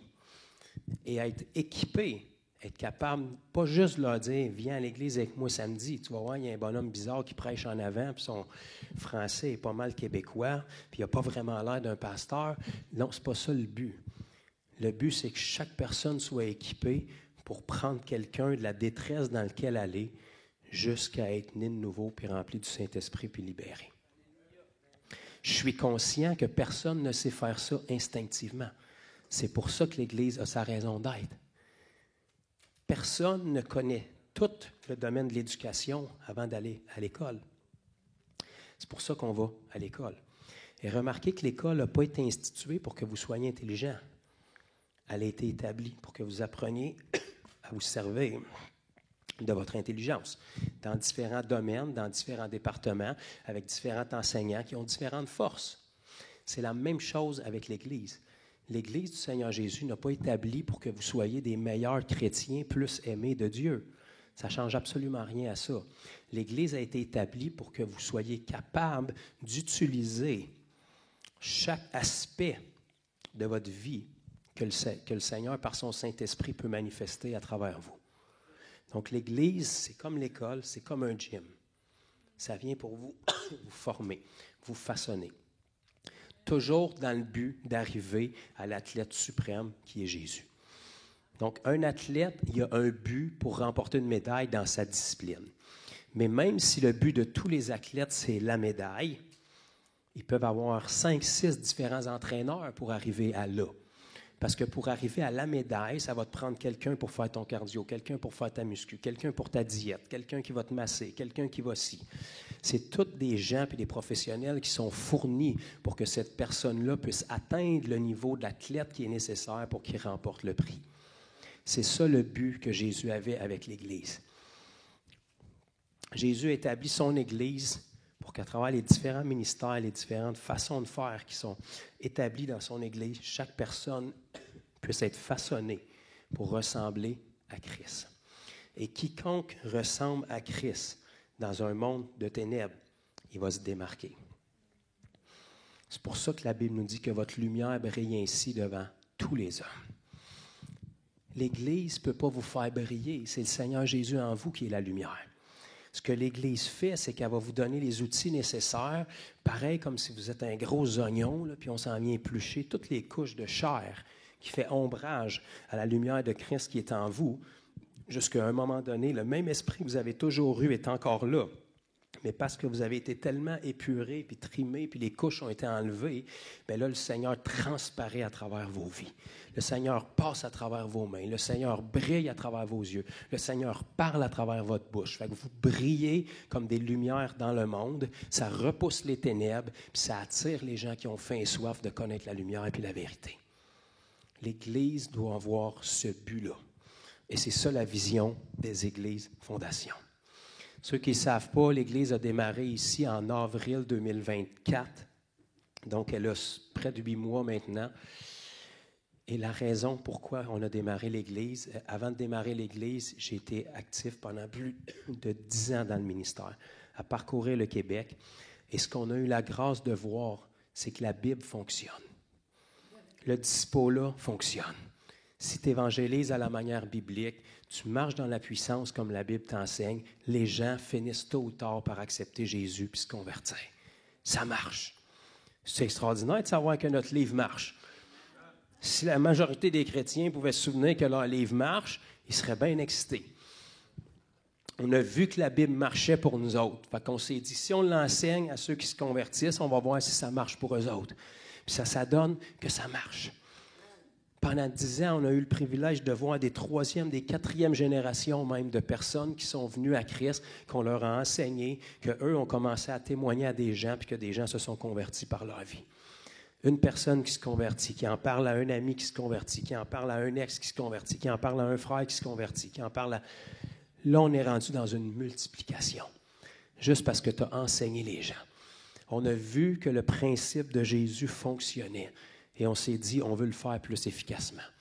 Donc, au lieu de prêcher chaque semaine dans une église qui t'invite ici et là, on veut avoir un endroit où est-ce que tous les gens qui veulent se joindre à nous, que l'église ici serait remplie avec 300 personnes ou que je serais tout seul avec un micro à prêcher, je vais continuer à faire la même affaire puis à prêcher l'Évangile aux Québécois, puis à voir des gens se convertir. Le seul problème, c'est que ce n'est pas suffisant. Puis même si j'ai une équipe au fil des ans qui s'est construite, ce n'est pas suffisant encore. Fait qu'on veut tendre la main ici par les églises fondations à tous ceux qui réalisent que notre but, c'est de sauver notre nation. Puis notre nation a grandement besoin d'être sauvée. En fait, on est dans une des nations au monde qui en a le plus besoin. Je pense qu'on est dans le palmarès des top 3, des moins christianisés au monde. Fait que c'est pas compliqué. Si tu tires sur tout ce qui bouge ici au Québec, tu es sûr de pogner quelqu'un qui a besoin de Jésus assez rapidement. Fait que l'Église a pour but d'existence que tous ceux qui veulent sauver leur nation, leur famille, leur voisinage, leurs collègues de travail, leur cercle d'influence, bien, on veut être capable de t'aider parce qu'on a vu que ça marchait. On veut être capable d'appliquer ce qu'on a vu qui marchait dans la vie des gens depuis une dizaine d'années, mais de le faire d'une manière plus efficace parce qu'ici, on se voit chaque semaine. Pour beaucoup, on se voit plus qu'une fois par semaine. On a des outils en place qui sont là, qui ont fait leur preuve, qui fonctionnent. Puis on veut que chaque personne qui est ici a cette mentalité-là. Ça devrait être comme ça partout parce qu'il y a juste une église dans la parole. Mais malheureusement, moi, je ne peux pas changer le monde, je peux changer l'église que le Seigneur m'a confiée. Si une église n'a pas pour but de sauver sa nation par le peuple, elle est en dehors de ce que le Seigneur nous demande.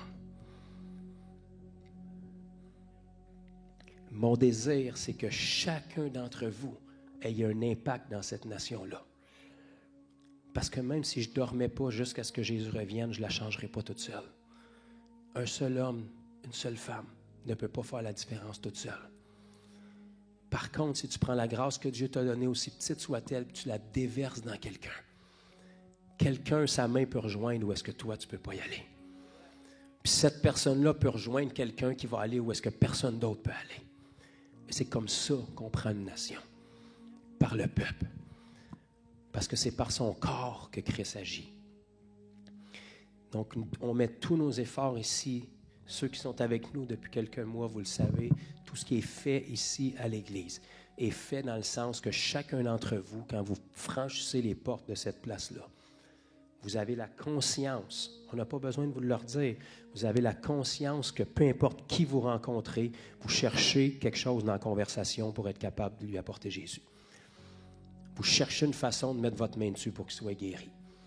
Vous cherchez une façon de prier pour lui ou pour elle. Vous cherchez une façon d'y donner votre témoignage. Vous cherchez une brèche pour être capable de mettre une semence de l'Évangile dans cette personne-là. Parce que c'est impossible qu'on sème, qu'on sème, qu'on sème et qu'on sème sans récolter. Si on ne récolte pas aujourd'hui, c'est parce qu'il n'y a pas eu de semence qui s'est faite précédemment, ou très peu. Mais si on commence à semer, pas en tant que simple individu ou ministère, mais en tant que corps de Christ, là, on va voir une différence. Et puis là, on va avoir une croissance saine d'Église, où est-ce que l'Église grandit avec des gens qui viennent à la connaissance de Christ. Pas juste des gens qui arrivent ici parce qu'ils ont été blessés ailleurs et sont déjà chrétiens. Une Église qui grandit avec des nouveaux membres, avec des nouveaux convertis qui ont besoin d'apprendre. Parce qu'eux, ils partent à zéro et ils peuvent être enseignés dans les voies de Dieu. Ils ne connaissent rien. C'est pour ça que dans la Bible, ils pouvaient persévérer dans l'enseignement des apôtres. Parce qu'il n'y avait pas eu 6 pasteurs et 12 apôtres avant qui avaient parlé dans leur vie. Ils arrivaient à la connaissance de Christ puis ils commençaient à grandir au pied de ce que le Seigneur avait établi. Et c'est ça qu'on veut faire. Donc, jusqu'à mon dernier souffle, vous savez, si vous me connaissez un minimum, la dernière chose dans ma vie que je voulais, c'est une église. Ça vous encourage-tu? À ce jour, la dernière chose que je veux, c'est une église. Ça vous encourage-tu encore plus? Si je le fais, c'est parce que le Seigneur m'a dit qu'il fallait que je le fasse. Je ne le fais pas parce que c'est facile. Je le fais parce que même si je ne serais pas ici en train de sauver des âmes, je n'y arriverai pas. Si je prends du temps que je pourrais sauver des âmes pour être ici, c'est parce que je crois que chacun de vous, vous pouvez avoir un plus grand impact que si moi je continue à courir les rues semaine après semaine. Ce n'est pas mon idée, c'est celle du Seigneur. Puis j'ai une assurance puis une grande joie, peu importe à quoi les choses peuvent ressembler. Parce que je le sais que si le Seigneur ne le fait pas avec nous autres, avec qui va le faire? On est tout ce qu'il y a. Fait que ça me rassure. Même si je suis une mesure forfaitaire du Seigneur, il n'y a pas le choix. C'est tout ce qu'il y a. On est une poignée ici au Québec. Mais si une poignée est capable de se mettre ensemble, puis juste être capable d'avoir la paix puis l'unité dans la vision, qu'est-ce qu'on peut faire?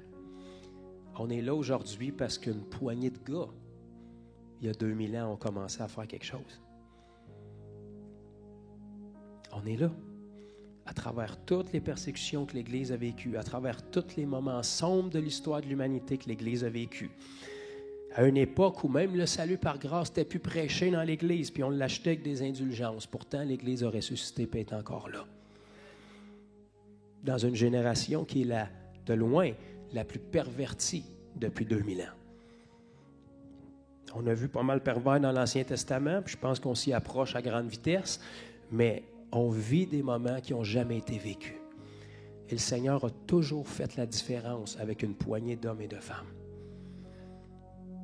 Ça a toujours été comme ça. Parce que quand tu es une poignée, tu n'as pas le choix de t'appuyer sur le Seigneur. Gédéon n'a pas remporté que la multitude. Le Seigneur a dit, ça ne marche pas, vous êtes trop. Il faut faire du ménage dans la foule. Parce que vous allez vous prendre la gloire. On va faire du ménage, puis on va travailler qu'une poignée. Qui dit, si on crève, on va crever en combattant. Il arrivera ce qui arrivera. On va faire partie de ceux qui étaient debout et qui ont dit oui à Jésus. Puis s'il ne le fait pas à travers nous, ça va être qui? Ça va être qui? Il n'y a pas d'équipe d'élite qui vont arriver. Il n'y a pas de renfort qui arrive. Le ciel en entier est sur stand-by puis attend juste que l'Église fasse quelque chose. Parce qu'il n'y a pas de plus haute autorité sur terre que l'Église. Il n'y a pas de source plus pure que l'Église sur terre pour que le message de Jésus puisse être entendu. Il n'y a pas de meilleur Jésus que celui que vous voyez dans le miroir tous les matins. En fait, il n'y en a pas d'autre. C'est à travers vous puis moi qui va passer. C'est ça la vision des églises fondations. Peu importe ce que ça va faire, peu importe les commentaires des gens, peu importe ce que les gens peuvent penser, peu importe comment ça peut déranger. Ce qui doit être fait ici, doit être fait dans le but que chacun d'entre vous, vous soyez des soldats qui sont à l'image de Christ pour être capables de remplir le mandat. Et ce qui me donne encore plus de joie après toutes les années que je fais ça, c'est pas ce que le Seigneur fait à travers moi. C'est ce que le Seigneur peut faire à travers vous. Ça a un impact. Ça, c'est notre salaire. Quand on voit quelqu'un qui est utilisé par le Seigneur parce qu'on a semé dans sa vie puis on l'a enseigné, ça, c'est gratifiant. Ça, c'est au-delà de nous. Ça, c'est quelque chose qui va avoir un impact. Parce que quand moi, je dors parce que je suis épuisé, il y en a d'autres qui sont capables de continuer. Puis quand c'est vous qui dormez, c'est moi qui peux prendre la relève.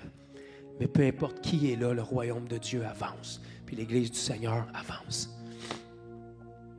Fait qu'on tend les filets. Vous savez que si vous êtes ici à Fondation, c'est pour ça. Si ce n'est pas quelque chose que vous avez à cœur, rendez-vous service puis trouvez un autre endroit. Il n'y a pas beaucoup de pasteurs qui vont vous dire ça, mais par amour pour vous, si vous voulez être épanoui ici, il faut avoir à cœur la vision. Puis notre vision, c'est sauver le Québec. Puis notre meilleure équipe, c'est vous. Puis quiconque va franchir les murs. J'aime mieux avoir une église de 10 personnes qui sont actives dans la moisson puis qui brillent pour Jésus que de 100 personnes qui veulent juste venir s'asseoir tous les samedis pour entendre un bon message. Si ce que vous vivez ici ne change pas l'impact que vous avez en dehors des murs, allez quelque part que ça va vous changer. Amen. C'est le but des églises fondations, c'est ce qui est fait à cette île depuis des années. Ça coûte. Ça effrite la foule. Vous voyez, on n'est pas une grande foule ici. Pourquoi? Parce que j'ai fait exprès depuis l'ouverture de faire du ménage. Pas parce que je dévalorise les gens. Au contraire, parce que je veux investir dans les gens qui ont la même vision. Les gens qui ont le même cœur. Parce que si vous ne l'avez pas, ça ne dérange pas combien de temps on va investir avec vous. On n'arrivera à rien, puis vous arriverez à rien. Une personne va grandir si elle a la même vision que le leadership sous lequel elle se place. Puis c'est notre cœur. On est prêt à tout déverser puis donner nos vies si vous voulez faire la différence. On ne connaît pas tout, mais on en connaît une partie, puis on a vu que ça fonctionnait. Puis on ne veut pas priver l'Église de ça. On veut semer tout ce qu'on a dans vos vies pour que vous puissiez ressembler à Christ, pour que vous impactiez cette année votre cercle d'influence, puis quiconque va croiser votre route. Alléluia. Donc voilà la vision des églises fondations pour 2025, puis 2026, puis 2027, 2028, jusqu'à ce que Jésus revienne. Ça n'a jamais changé, parce que c'est la seule vision biblique que je vois de l'Église. Et peu importe ce que ça va coûter, on va être capable de se tenir un jour devant le Seigneur, puis de dire, Seigneur, c'était ton Église. Puis on a voulu s'en tenir à ton modèle de ton Église. Même s'il y a beaucoup de modèles qui ont sorti en cours de route. Je ne veux pas avoir à rougir, mais que je me tienne devant lui. Les seuls mots que je vais entendre, c'est bon et fidèle serviteur. Tu as multiplié ce que je t'avais donné, puis tu l'as investi dans la vie des gens. Et ça a un impact. Chacun de nous, on a un impact plus grand que le plus grand des ministères. Parce que main dans la main, on peut rejoindre beaucoup plus large qu'une seule personne. Seigneur, je te prie pour ce qui a été apporté ce matin. Tu connais mon cœur et je connais le tien, Seigneur. Je sais que tu es le Dieu qui exauce lorsqu'on prie selon ta volonté. Et Seigneur, je te prie pour une restauration de ton Église, de ta vision, ici dans notre nation, Seigneur. Je te prie que tout ce qui doit être changé, que tout ce qui n'est pas fructueux, que tout ce qui est en dehors de ton plan, que tout ce qui a pu se perdre au fil des générations soit rétabli. Tu as promis de bâtir ton Église, Seigneur. Fais de nous cette génération qui voit de nos yeux cette Église que tu construis, cette Église qui est vivante, cette Église qui est construite pierre par la puissance de ton Saint-Esprit. Seigneur, aide-nous à collaborer avec toi. Aide-nous à être plantés là où tu nous établis, Seigneur, pour qu'on puisse porter du fruit en abondance, pour qu'on puisse être des écrans géants de ton royaume, que tu puisses être vu, que tu puisses être connu, que tu puisses être désiré à travers chacun de nos vies. Père, je te prie pour une unité surnaturelle des ministères, Seigneur. Qu'on puisse se tenir main dans la main pour que le corps puisse être formé à l'image de Christ par la plénitude des ministères que tu as établis dans ton Église, Seigneur. Je te prie pour une Église qui a faim et soif de toi. Je te prie pour une Église qui marche dans la crainte de Dieu. Une Église qui se tient par l'assistance de ton Saint-Esprit dans la paix. Une Église qui n'a pas peur d'avoir tort, qui change sa façon de penser. Une Église qui marche dans l'honneur et le respect, autant du leadership que de nos frères et de nos sœurs. Une Église qui est prête à tout pour que sa nation puisse être bouleversée. Une Église qui est prête à tout pour ne pas rester le même une journée de plus. Seigneur, fais de nous des flammes de feu partout où est-ce qu'on est. Qu'on puisse répandre l'agréable odeur de la connaissance de Christ partout où on est, Seigneur. Et que cette Église ici et à cette île et toutes les autres soient simplement des maillons que tu utilises pour être capable de façonner ton corps à l'image de Christ. Qu'on puisse briller dans cette génération de ténèbres plus que jamais. Et que ce que tu fais au milieu de nous ait un impact et un écho qui dépasse les 4 murs, Seigneur, qui vient transformer le climat spirituel de notre nation. Merci, Seigneur, pour ce que tu as écrit sur la destinée de cette Église, sur chaque personne que tu appelles, Seigneur Dieu, à faire partie de ce mouvement. Et je te prie, Seigneur Dieu, que ton nom puisse être craint à nouveau dans cette nation. Que le nom de Jésus soit sur toutes les lèvres, que tu puisses être la seule et unique solution aux problèmes que cette nation peut avoir et que la crainte de ton nom revienne dans cette nation. Que tous les autels du passé, que tout ce qui a été fait, que tous les semences, que tous les pionniers qui nous ont précédés, qui ont travaillé beaucoup toute leur vie pour semer l'Évangile ici, qu'on puisse voir, Seigneur Dieu, ces autels-là, ces promesses-là, ces semences-là qui ont été mises, venir à terme dans notre génération. Qu'on puisse être l'outil que tu utilises pour faire briller ta gloire, la cerise sur le Sunday, Seigneur, dans cette nation. Prends le contrôle, Seigneur Dieu, de ton Église. Peu importe le nom qu'elle peut avoir, peu importe la dénomination. Prends le contrôle, Seigneur. Touche chaque leader. Que la vision soit redressée, rafraîchie, Seigneur. Et que tous nos efforts soient investis pour quelque chose qui est selon ton cœur. Fais-le, Seigneur. Change-nous, utilise-nous, redresse-nous. Au nom de Jésus.